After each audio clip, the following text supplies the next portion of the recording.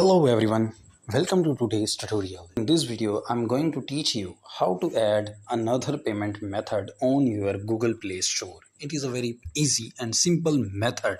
So I hope you follow all the steps and do not skip the video. So without waste your time, let's get started. First, go to your Play Store. Then click the profile icon. Now you can see add another account. Click the add another account. I do not add another account because I already add another account. So I just switch my account just like this. Accept. Then click the profile icon. Now click the payment and subscriptions. Now you can add a payment and subscriptions method, add your credit card and etc. So I hope this video is helpful to you.